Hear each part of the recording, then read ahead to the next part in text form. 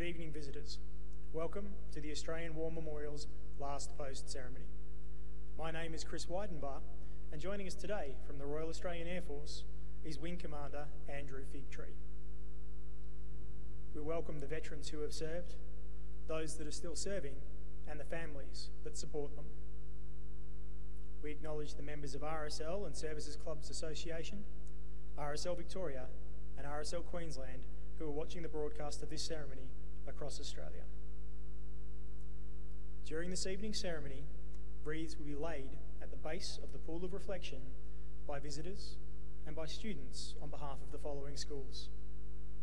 From Queensland, St John's Lutheran Primary School, Kingaroy. And from New South Wales, the Gorokan Public School. I ask you all please to stand and join in singing the National Anthem.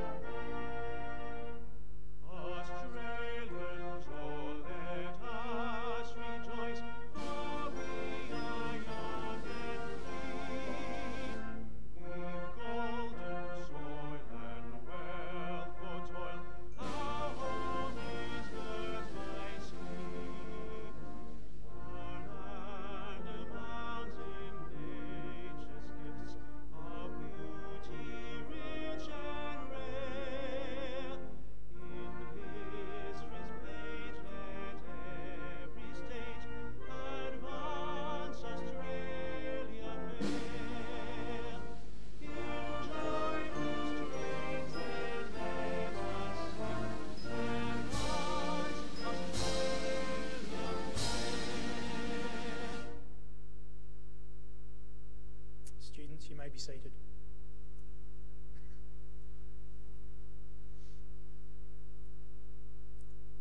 The Australian War Memorial was the vision of Charles Bean, Australia's First World War official historian. Bean landed with the Australian troops on Gallipoli and stayed with them at the front through to the end of the war. The idea of this national memorial and museum came to him at Pozières, France, in the depths of the bloody fighting of 1916. Bean's idea was that this would be a place where families and friends could mourn loved ones buried in faraway places. It would also be a place that could help all Australians understand what these men and women had endured and what they had done for us. Bean's vision, to which we remain true, is best expressed as inscribed in the entrance to the memorial's galleries. Here is their spirit, in the heart of the land they loved, and here we guard the record which they themselves made. Tonight, we will read the story behind just one of those on the Roll of Honour, which lists the names of more than 102,000 men and women who have given their lives for us in war and on operations for more than a century. But first, we present a lament, Flowers of the Forest. Wreaths or floral tributes will now be laid at the base of the pool of reflection.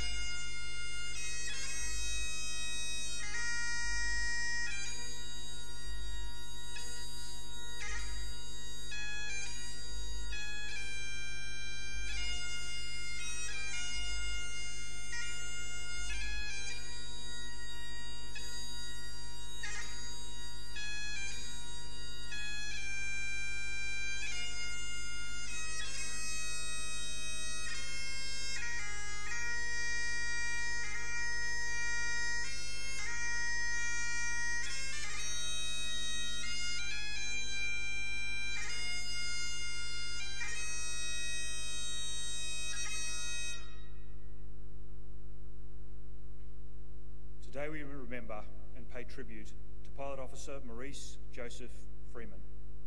Maurice Freeman was born on the 20th of September 1915 in Bathurst, New South Wales, to Michael and Agnes Freeman. Young Maurice attended St Stanislaus College before going on to work as a station overseer at a property near Bathurst. A newspaper article published after his death reported that Freeman became one of the most popular lads in the city of Bathurst. He was a Prominence League footballer, playing for Charleston's and captaining the district team, as well as being known in cricket and tennis circles. He enlisted in the Royal Australian Air Force in Sydney on the 12th of September 1941, just before his 26th birthday. Maurice's brothers Pat and Terry also enlisted in the RAAF during the war. His father, Michael, joined the Royal Australian Engineers after his 3 sons had entered the RAAF. After attending number 4 Elementary Flying Training School at Mascot Airport, number 10 Elementary Flying Training School at Temora, and number 6 Service Flying Training School near Malala, Freeman had a period of final leave before heading to England for overseas flying duty. In November 1942, he finally embarked for England. As part of the Empire Air Training Scheme, Freeman was one of almost 27,500 RAAF pilots, navigators, wireless operators, gunners and engineers who, throughout the course of the war, joined squadrons based in Britain. Once he completed his training in England, he was posted to the Australian number 460 Squadron. This was the most highly decorated Australian squadron in Bomber Command, and the squadron that suffered the highest casualties, flying Wellingtons and then the 4-engine Avro Lancaster heavy bomber. The squadron lost over 1,000 men, Australian, British, Canadians, New Zealanders and South Africans. Almost 600 Australians from 460 Squadron are listed here on the Roll of Honour. On the night of the 23rd of November 1943, the Lancasters of 460 Squadron were taking part in a raid on Berlin. The Lancaster, being captained and piloted by Maurice Freeman, was shot down and crashed near Duisburg. 4 of Freeman's British and Australian crewmates managed to bail out and became prisoners of war. The other crew members, Australian Flight Sergeant Douglas Buchanan Aberle, British Airman Thomas Elliott and Pilot Officer Freeman, were killed. Maurice Freeman was 28 years old. His body was recovered from the crash site and buried in the North Military Cemetery at Dusseldorf. He was later reinterred at the British and Commonwealth Reichswald Forest War Cemetery at Cleve in Germany, where he is buried near his crewmates under the epitaph chosen by his family. Greater love no man hath than to give his life for his friends. After his death, Maurice Freeman Memorial Gates were erected in his honour in Bathurst. His name is listed on the Roll of Honour on my left, among some 40,000 Australians who died while serving in the Second World War. A photograph of his headstone is displayed beside the pool of reflection. This is but one of the many stories of service and sacrifice told here at the Australian War Memorial. We now remember Pilot Officer Maurice Joseph Freeman, who gave his life for us, for our freedoms, and in the hope of a better world.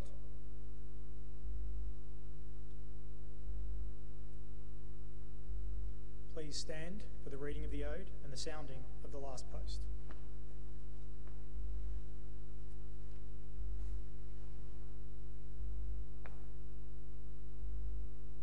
They shall grow not old, as we that are left grow old.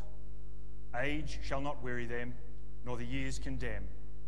At the going down of the sun and in the morning, we will remember them. We will remember them.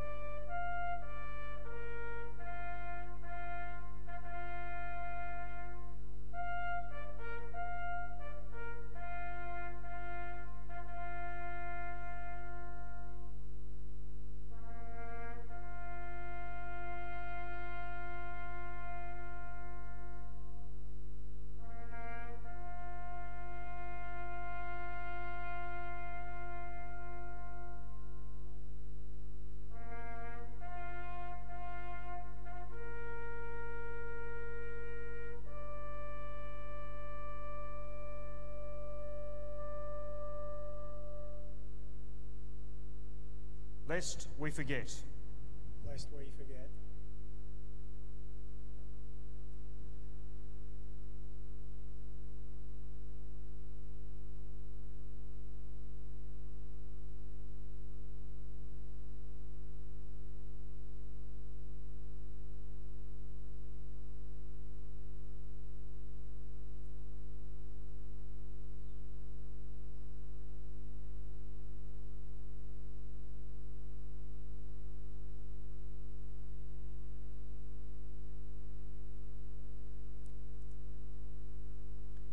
We leave you this evening with the words of the memorial's founder, Charles Bean.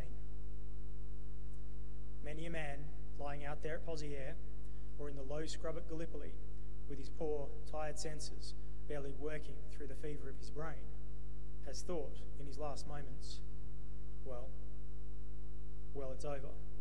But in Australia, they will be proud of this. Ladies and gentlemen, girls and boys, that concludes the last post ceremony. We thank you for visiting the Australian War Memorial and wish you all a very good evening.